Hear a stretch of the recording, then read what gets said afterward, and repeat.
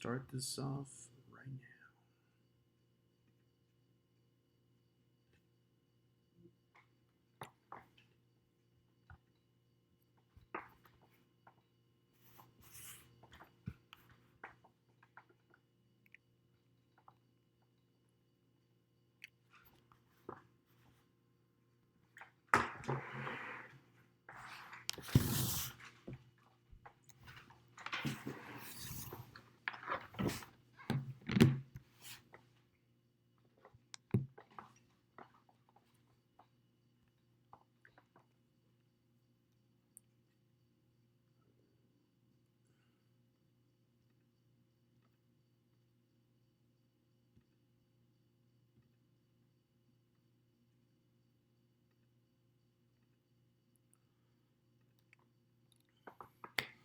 What's up, guys? Welcome back. It's great to have everyone here. Thank you for joining, for those few that will join us today. But for everyone that's catching on this episode or this quick review of today's episode of Clone Wars, if you're catching it on a later recording, no worries. I really appreciate you guys checking this out. And yeah, please like and subscribe if you haven't already, and let us know what you think about the channel. All right, so here we go, guys. My name's Ish. I'm half of the Movie Minds, and I'm just here just to continue on talking about what I love. It's Star Wars, and I wanted to kind of explain to you guys about this crazy experience that we just had with this episode. I wanted to share my thoughts, and yeah, this is us going live. So hopefully, you guys enjoy it. So this is our Clone Wars episode review. We're gonna be talking everything about this episode. It says episode 9, but it's actually episode 10. It's the Phantom Apprentice, and what a title that is, isn't it? A lot of us thought that title meant that Maul was the Phantom Apprentice, and that's why he's back or whatever. That's why the title was that. But we learned something new today, that's exactly not true. So we'll dive into it and we'll talk about it a little bit more. Overall thoughts, guys, this episode, man, what an amazing experience of an episode. I think I've seen it maybe like 5 times already, 6 times. I stood up really late last night to just look, just to catch it at midnight at Pacific Standard Time. And I just was in love from the very beginning. It started off with tension, picked up right where the last episode started out, and it was awesome, man. It was great to see them doing that, but much like what we did in the last few reviews that we've been doing, we just kind of talk about top moments, and that's what we're going to be talking about today. I'm not going to go doing a breakdown of the whole thing, but I do want to give my overall thoughts. Amazing. Just this episode is definitely a contender of one of the best, if not the best, episode of Clone Wars of all time. It's very hard to choose right now at this point because I feel like it's really new and it's fresh in my brain, even though I saw it 5 times already.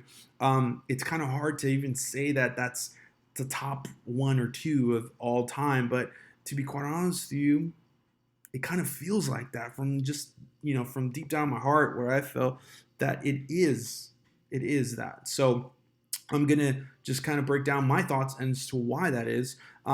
So the first thing I wanted to talk about today, and it's kind of my honorable mentions. I'm not going to really talk about it a lot, but I do want to kind of bring it up in the sense that, it was a great episode overall, and it's very heavy on Maul and Ahsoka, and we're going to be talking about that, of course.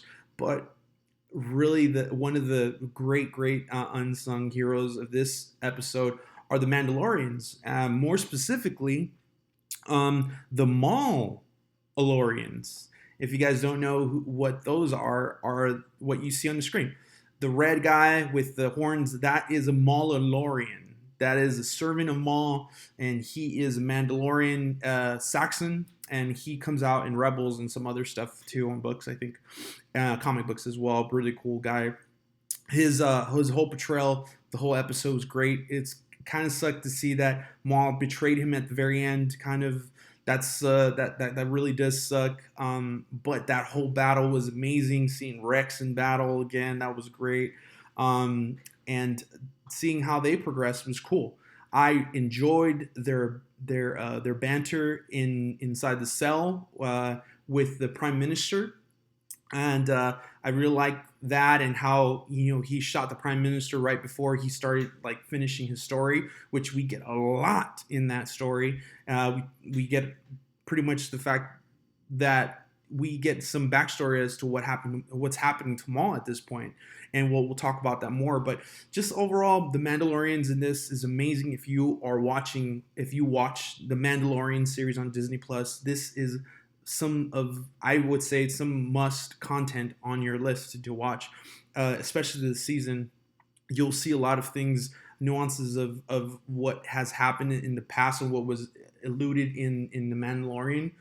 You're actually seeing it now. You're seeing how the whole pretty much planet was under siege, and you'll see a few things there. Overall, amazing, great to see the Mandalorians back at it again. Okay, now let's go on to the top 3 moments of this whole episode. And I mean, I could literally just kind of start talking about a bunch of moments in this episode. I really, really can. I think I would probably have to say there's like maybe 5 or 6 top moments that I could really feel like I could break down. But I don't want to keep it too long. If somehow, some way, some questions come up, I'm down to talk about it, but let's go down to the top 3, okay? So the first one is the conversation that Obi-Wan has via the Holo projector or HoloNet. This conversation with Obi-Wan Kenobi kind of just drops everything, man, on our laps. It kind of shows us that this whole series is actually during Revenge of the Sith, Episode 3. We know that's already been happening. Kind of knew that was happening already from the first episode. But this kind of tells us that it's throughout Episode 3. And I was really hoping to see that. I really wanted to see them really bring that up, because in this point, you see how you hear Obi-Wan talk about how Anakin killed Count Dooku. And that is a big shocker for Ahsoka. She's kind of taken back by that. You could see how her reaction was kind of negative on that.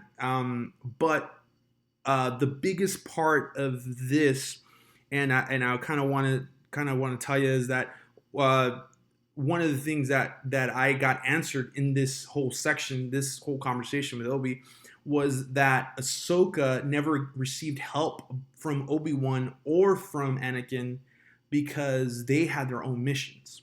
And this part is what I was kind of worried, because of continuity within the story. It didn't really match up a little bit for me in my head, like in like just why Anakin wouldn't help Ahsoka didn't really make sense to me. Now it does. And I thought, and I think I should have thought about this before, but Obi-Wan kind of wraps it up in a really neat bow, telling her that I have a mission. I have to go find General Grievous in Revenge of the Sith, of course.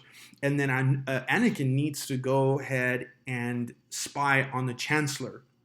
And this whole banter, this whole conversation starts with, I'm going to tell you guys, Obi-Wan says, I'm going to tell you something that happened that the council is actually suspicious of, and he drops Darth Sidious, which is Palpatine.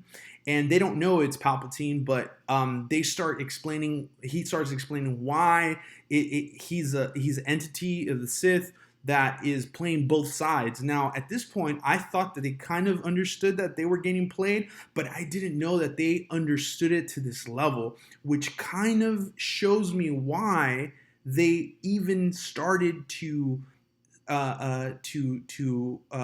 pretty much eavesdrop or kind of control Palpatine, or try to eavesdrop on him and pretty much spy on him.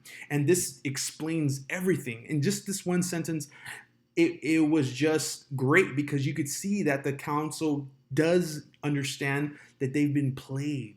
and they have no choice but to continue with the war that they're being played on, which is incredible canon. I love the way that Dave Filoni and his team wrote this. Makes perfect sense as to why Anakin's not there, why Obi-Wan's not there, and then why Anakin was chosen to spy. Of course, Ahsoka doesn't agree with this. Totally makes sense, but she's not looking at it as Obi-Wan is. He sees that there is a huge threat, and they kind of have to do everything that it takes to do this. Makes perfect sense. I love that part. That was amazing, incredible stuff. Them knowing his name, and we already kind of knew that, but Ahsoka being taught all of this right away, it kind of makes her push into like a point where like, okay, now I kind of have to understand why they're in it. They get interrupted, and that's the end of that part. So that was an amazing bit of canon there. So I really love that. All right, number 2, and this is kind of a no-brainer, the fight, guys, the duel. Ahsoka and Maul's duel was legendary. That is some amazing dueling. I don't think I've seen so good of such amazing dueling in Star Wars since probably the original prequels. The prequels really brought it. I mean, I'm not a big fan of big like choreography and stuff like that. I do like the more old school, and then the sequel trilogy lightsaber fighting. I really do enjoy them more, but I feel like this is a great balance of the two, and you could see it. You could see that it wasn't super hyper unrealistic moving and like flipping and all that stuff. I mean, they do have that here and there, but you could see that the fighting is more grounded in reality, and I really enjoyed that. It didn't feel choreographed. It wasn't like a choreography, or it wasn't planned. I felt it. I felt like it was an actual fight. I want to give props to Sam Witwer, the voice that did Maul. The whole thing was amazing. His just infliction on certain things, and just the soothness of his voice sometimes when he's explaining something. Amazing stuff. The duel, though, did bring back Ray Parker, which is the original Darth Maul, the guy that actually did the stunt work for him. So we have both original Mauls. We have the voice of Maul, and then we also have Ray Parker back in motion capture. And you could totally tell. This is why I think it's so amazing, because I really truly believe someone fought this, and like somebody actually captured it, and you could totally tell. Dude, he has a thing which I didn't notice until now, and I had to look back. But Ray Parker has this thing where he jumps up and swooshes down, or whatever you want to say, with swords. He does this, and he lifts up his right leg up, and he lifts it up like he's gonna grab more momentum on the way down. And dude, that was totally there. Every single time Maul did that move, you could totally tell that it was Ray Parker. Amazing. I know that the future of animation and the dueling, all that stuff, is in great hands. This is just amazing dueling, guys.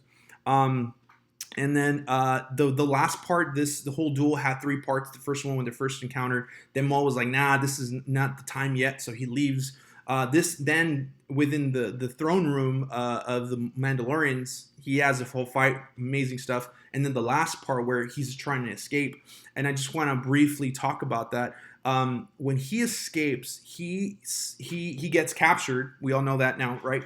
He gets captured and he freaks out. He's like, "What are you doing? Don't do this. We're all gonna burn, and you don't know what you're doing." And because he has such a huge worry what's gonna happen to the whole galaxy. And we're gonna be talking about this right now, so I don't want to say too much, but that performance was amazing. The way they captured him, the way that he just killed me, let me die, and that's just great cinematic Star Wars, guys. That we don't really get. We haven't gotten that in a while. Like, I mean, I don't want to bash on the sequel trilogy, but this is really great prequel stuff. Like, this is what the prequels should have been, and they sometimes weren't. The acting was like kind of sucky, but this, man, was great. So that duel, top 2 part, now top 3. And this is where we kind of end, and we kind of died down a little bit. This whole conversation that Ahsoka and Maul have, and I kind of want to just kind of break down some points that they brought up. And the first thing that we learned from the guy from the cell, I forgot his he's a Grand Minister or something like the Prime Minister of the Mandalorians. He tells Ahsoka that Maul has been seeing visions, and he was getting visions and stuff like that. And he pretty much name drops Skywalker. And you, at the beginning of the episode, you hear Maul say, well, "Why?" Or at the last episode, he's like, "Why isn't Obi-Wan here?" And so he's really not waiting for Obi-Wan. He was actually waiting for the Phantom Apprentice of Palpatine, which is Anakin. He was waiting for Anakin, and this whole piece of information is probably the biggest part of the whole I would say the whole series, the whole arc right now. That Anakin is the Phantom Apprentice, and everyone is starting to learn that. Maul was the first one to learn it, though, and aside from Palpatine, but he states that he's just trying to figure out, why is Ahsoka here? I don't get it. I don't understand why. He doesn't even know who Ahsoka is at the beginning of this episode. Later on, he understands who she is, and he realizes that she is the apprentice of Anakin. Of course, this is not being explained in the episode, but this is something that is alluded to because Maul takes on the memories of Jesse, the clone trooper, and he knows a lot about Ahsoka because they've fought in wars, and he knows she's the apprentice, or he knows that Anakin and Ahsoka are close. Anyway, so Maul finally realizes that throughout the visions that he's been having through the Force, he's seen that the Order 66 is imminent. It is coming soon, and that the key person is Anakin. And I want to talk about that a little bit, but Order 66, which I am going to, I'm going to finish with that because that is my that's the biggest part of everything. Order 66 is imminent. He's had visions of it. He knows that everything's going to go to hell pretty much. That's why he's even pretty much crying, "Let me die, everyone's going to burn." He knows that all of this is going to happen, and he needs to set himself up. And if he's captured, he can't set himself up. So that's the first part, big piece of information there. The next part is the fake war that he created on Mandalore to trap Anakin. Now this raises a question to myself. To my own question is that, did Maul really think that he could take on Anakin by himself with Kenobi there? Because that's what he literally said. "I'm going to have Kenobi," and I wanted to lure him in with his apprentice. Dude, first off, Maul, you're good, and this is an amazing episode, but bro, you are out of your league. But then I started thinking that Maul's approach to Ahsoka was to invite her, and I'm going to talk about that more in a few minutes, but invite her to defeat Darth Sidious. That's literally why he wants to kill Anakin, because he doesn't want Anakin to turn into Darth Vader, or to Palpatine's apprentice. And so I just right away think okay, Ahsoka, he's trying to recruit Ahsoka because he doesn't have Obi-Wan here. My theory is that Maul was going to tell Obi-Wan the whole truth. He was going to reveal that Palpatine was Darth Sidious. He was going to tell him that both sides were being played. He was going to tell that Anakin was turning into his apprentice and that he saw it in the Force. He was going to try to convince Kenobi to join him so that way they both could defeat Anakin, because that is the only freaking way that was going to work. And when I thought about that, I was like, yes, That's exactly it. That has to. And let me know. Comment below. Let me see. Let me know if I'm out of my mind right there.